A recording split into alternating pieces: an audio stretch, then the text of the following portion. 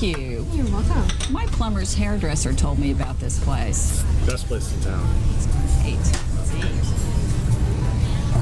Hello, sweetheart. I missed you too. Oh, thanks. When you get a second, could you get me some chocolate pie? Sure. Expecting someone? No.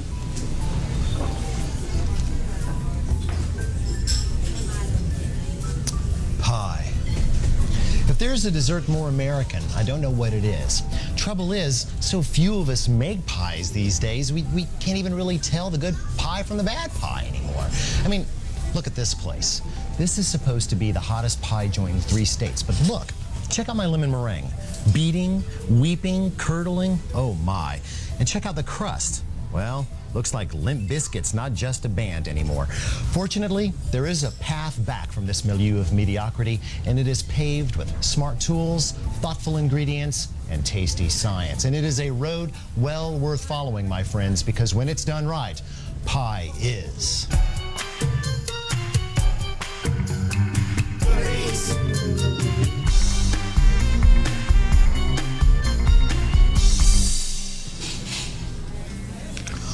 Although our earliest written record of pie, a Roman recipe for a rye crust stuffed with goat cheese and honey, could pass for dessert, most early pies were decidedly savory.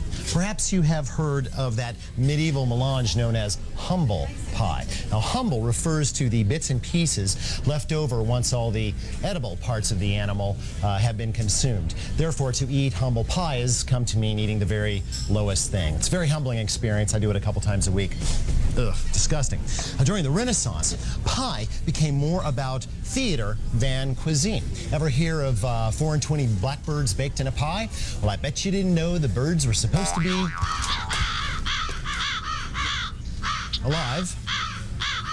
You try finding some blackbirds and getting them into a pie. Just try it sometime. Speaking of birds, you may not know that a pie, actually, the word comes from magpie. See, early cooks believed that a pie was the culinary version of a magpie. And a magpie is a bird that basically picks up little bits and pieces of everything and shoves them into his nest. I'm just going to move over to a table now. Here in modern day America, the most popular pies are fruit pies and cream or custard pies. Not surprisingly, they were both invented by those masters of desserts, the Pennsylvania Dutch. Today, we're going to concentrate on my favorite cream pie of all time.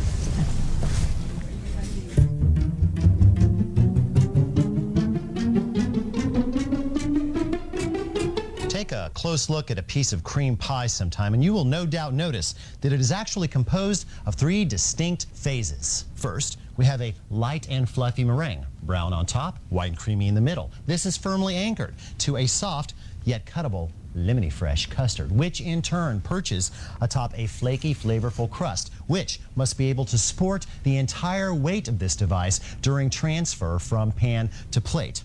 Now, the challenge in constructing such a device comes in finding a careful balance between what is best for each individual layer and what is best for the pie as a whole. Now, we will begin with the crust, which is baked blind or empty so that it won't get soggy later on. Pie crust is a simple thing. Heck, there's nothing in it but some flour, some fat, a little bit of salt, and just enough water to bring it together. Simple, but tricky at the same time because every little detail matters. Take the flour, for instance. If you were to use pastry flour, well, it doesn't have enough protein in it. It's a very soft flour, so you create a crust that just falls apart in the pan. What about bread flour? Well, it's got a lot of protein in it, which means a very, very hard crust. You practically need a chisel to get it out of there. Self-rising flour, that's no good because it's got leavening in it. You'll make a biscuit instead of a crust, which isn't the same thing. So nope, in the end, you're better off with just plain old AP or all-purpose flour. It's got a relatively moderate amount of protein in it, so it is perfect for pie. And now, the fat. Nothing affects the nature of a crust more than the fat that goes into it. Now, butter has a very low melting point, so it doesn't make a very flaky crust. And it also contains some water, which can definitely throw off your formula. At the same time, nothing browns or tastes better, so I'm definitely going to use some of this. But I'm also going to use lard. That's right. Rendered pig's fat has a very high melting point and a really coarse crystalline structure, which means that it is ideal for making flaky crusts. And if the idea of lard seems kind of funny to you, you'll be surprised to know that it's even lower in cholesterol and saturated fat than butter is. You can find it in most American megamarts, either in the same department as the shortening or in the Latin food section. And no, it doesn't taste like pork. Happy pie crusts start with firm fat. So park your butter and lard alike in the freezer for 15 minutes. Oh, and grab a couple of ice cubes while you're at it.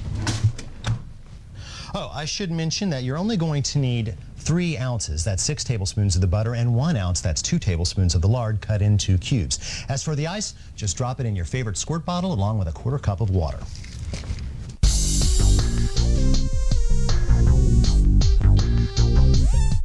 First into your food processor, 6 ounces of all-purpose flour.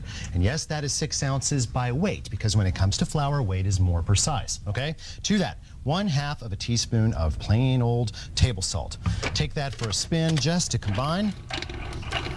Give a moment for the dust to settle. There we go. And then add the butter phase only. There we go. Now process this. 5 or 6 pulses will do, just until it starts looking mealy. Good. Now we add the lard. Why hold the lard to the end? Because we want it in nice big pieces, because that will provide more flake. 1, 2, 3. Good. Now the water phase. The goal here is to use as little water as possible, but to evenly distribute it. That's why the spritzer. And cold is good, because cold will help keep the fat solid. So I'm just going to wet down the top of the mixture and pulse about 5 times.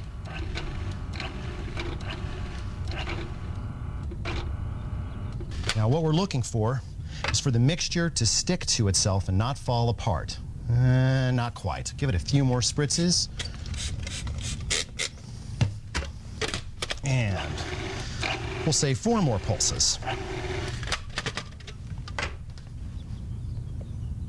Perfect. Now, move this to a plastic zip-top bag. But do yourself a favor and take the blade out first. There we go.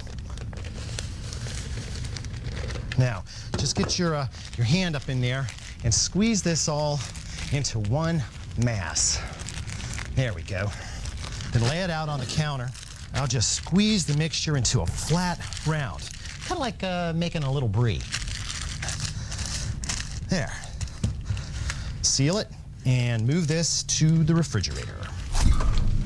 30 minutes in here will give time for the flour in there to absorb a little bit of water, and that will make the dough more limber come rolling time.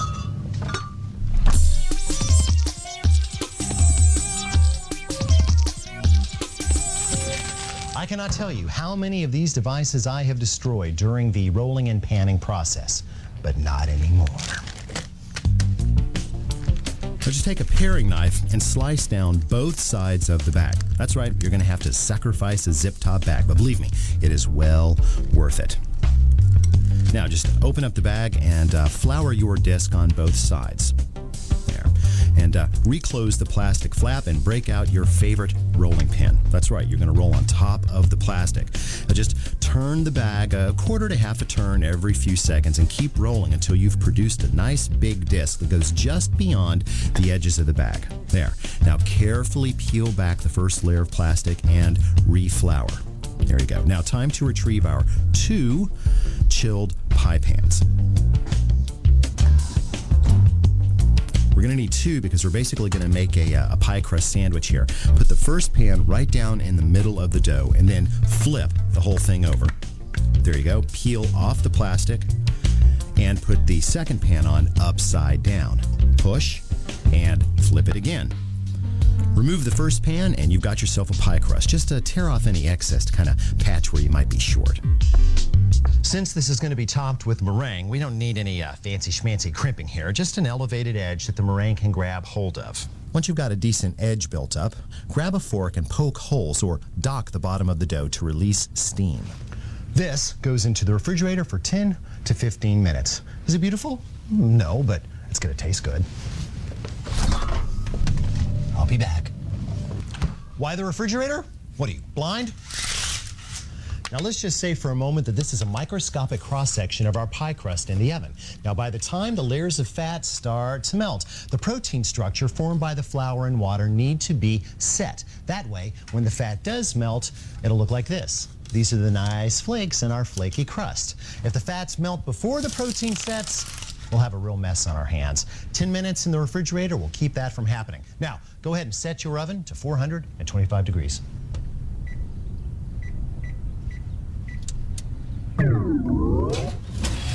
Since we docked our dough, we no longer have to concern ourselves with steam building up underneath the crust. But what about inside the crust? If it builds up there, we could get some nasty blistering. The remedy? Weights. Although you can actually purchase pie weights in the form of pea-shaped ceramic beads or pie chains made up of long strands of aluminum balls, as I've always said, I only allow one unitasker in my kitchen. I've also heard of some bakers using nuts and bolts from the hardware store, and although I can appreciate the heat-conducting properties of metal, I don't really relish the thought of my pie crust being squashed by a pound of hardware. That's why I go with natural weights. Now, just take a piece of parchment paper and gently press down, then pour in the beans. My grandmother liked Great Northerns, but I prefer black beans because they absorb heat so quickly. The other nice thing about beans is you can use them thousands and thousands of times. Just don't try to cook them. They won't taste very good. Put this in the oven for 15 minutes.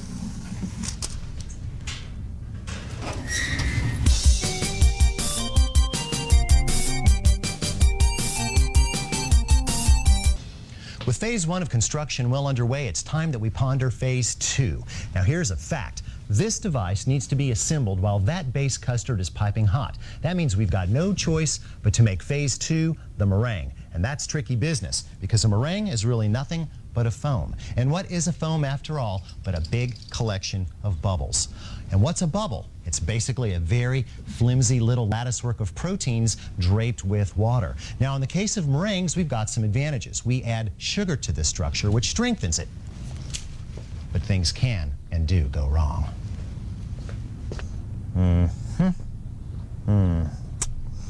Just as I suspected, beating. This is what happens when sugar-saturated water oozes up to the surface of the meringue and sets in the open air. Probably means we've got trouble downstairs, too. Oh, yes. Look at that layer of water. Well, let's just pretend it's water. It's a model, okay? This is the same moisture as we had up there, only since there was no air, it didn't set into beads. But this is even worse because it means that the meringue layer and the custard layer will never stay bonded together. Luckily, this can be prevented. Since fats can deflate an egg foam, make sure your bowl is very clean before adding 4 carefully separated egg whites. And along with that, we're going to add a pinch of cream of tartar. It's an acid. It'll help denature those proteins. Now, I like to start this by hand. I'm just going to take the whisk and whip these into a froth. Then you can put them onto your mixer on medium-high. When you've got a nice light foam, start adding 2 tablespoons of sugar very slowly. Now, although I've never heard of anyone getting a foodborne illness from homemade meringue, we are talking about an undercooked egg product here. So if you're worried, do what I do and use pasteurized eggs. If they don't have these at your local Mega Mart, then look for the pasteurized egg whites that come in jars or bottles. They're usually in the dairy section. You'll need 4 ounces. In another 30 seconds to 1 minute, you'll have stiff peaks. If you're not sure your peaks are stiff, just take out the whisk, stick it straight down, and turn it over. If they stand like this, you're good to go. Since we made them right, these will stand the test of time. Not forever, but long enough for us to make the filling. Just put a lid on and keep them in a cool place. Time to check in on our pie shell. It's mostly done, but not completely done. It still needs to brown, so remove the weights carefully, they are hot, and then reinsert into the oven for another 10 to 15 minutes, or until golden brown and delicious. With phases 1 and 2 complete, it is time to face the filling. Now, besides delivering 90+% of the pie's flavor, this filling must be soft and pleasing to the palate, and yet it must remain firm enough to cut. Luckily, we've got that secret weapon.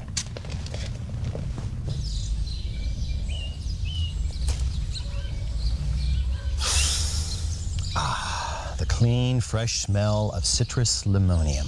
Yep. No wonder it is as popular in cleaning products as it is in confectionery. You know, nobody knows exactly where the lemon was born, but we know it was someplace in Southeast Asia. We know that it migrated from there across China to Persia, and that the Arabs carried it from there across the Mediterranean to Spain. About that time, a guy named Christopher Columbus was getting ready to sail across to the New World, and he took these lemons with him to Hispaniola. Some missionaries took seeds from the lemons that grew there and brought them here to sweltering, hot, mosquito-infested southern Florida, where they grow today. Most people think that a lemon is a lemon, but there are actually dozens of different varieties, from Eurekas to Libsons to Myers to these Bear's lemons, which are being grown specifically for their juice. How do you know? Because any lemon that's being grown for the produce bin is picked completely green. Why? Well, let's put it this way. These lemons in their ripe form are very susceptible to bruising, susceptible to funguses. Lots of bad things can happen. By picking them green and allowing them to ripen or cure in a controlled environment, you protect your investment. Now, when it comes to your investment, look to purchase only nice, smooth, round lemons. You do not want to see blemishes. You do not want to see any green whatsoever. This is a nice specimen. This will keep in your refrigerator in an airtight container for about a week.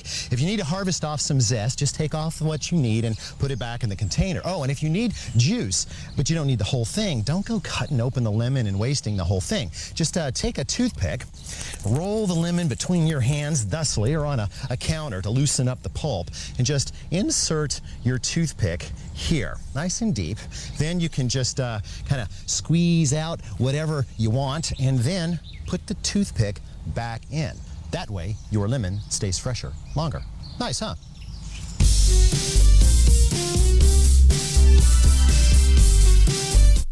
Our pie's lemony filling begins with 4 egg yolks, beat very thoroughly, well, at least until they start to lighten up a bit. Then set those aside. In a saucier or medium saucepan, mix together 1/3 of a cup of cornstarch with 1.5 cups of water. Put that over medium heat, okay? Then whisk in 1 1/3 cups of sugar. There you go. And 1/4 teaspoon of regular old table salt. Now, stirring often, bring this to a boil. Now, by the time this mixture comes to a boil, all the starch granules will have soaked up so much liquid that eventually they'll swell to the point that they explode, sending starch everywhere, thus thickening the sauce. Now, to make sure that each and every one of those granules has given up its goods, let this simmer for another 60 seconds. Okay, remove the mixture from the heat and very, very slowly add about half of it into the beaten eggs, just a whiskful at a time. Now, this curious little dance is called tempering, and when done correctly, will prevent the eggs from curdling from heat exposure.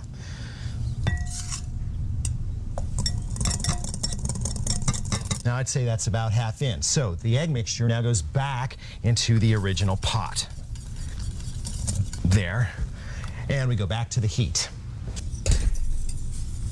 Egg yolks contain an enzyme that gobbles up starches like a molecular Pac-Man, and if left unchecked, these will convert the inside of your pie into soup overnight. Luckily, these chemical terminators can be disabled permanently with 1 minute of simmering, no less. After a minute goes by, turn off the heat and stir in 3 tablespoons of butter. When that's melted, add a tablespoon of fresh lemon zest and 1/2 cup of freshly squeezed lemon juice. And yes, fresh matters. Now, it's going to take a minute to stir this in because there's a lot of fat trying to mix up with a lot of water. They don't get along very well. Now, just pour the whole thing directly into your baked and cooled pie crust. While your custard is still piping hot, go wake up your meringue with a quick 30-second beating. Thank you thing. Excellent. Oh, you set your oven to 375, right? Good. Now just dump the meringue on top of the pie. And don't try to get pretty. Just make sure you take it to the edges and seal it against the crust. I'm switching now to a metal spatula to finish. Now, some people like their meringues all wavy on top. I like mine as smooth as Kojak's noggin. There. Again, I just want to make sure it's sealed up against the crust. If you like a taller meringue, you can make a double batch. Me, I don't want too much meringue. Now, into the oven for another 10 to 12 minutes. Remember, we're just cooking the meringue here. Now that is real pie. Sure, it took a little time and effort, but it was worth it in 100,000 different ways. Heck, even if you don't like lemon meringue pie with a crispy crust, a mighty meringue, and some cunning custard skills in your pocket, just think of all the places you can go in this galaxy that we call Good Eats. See you next time.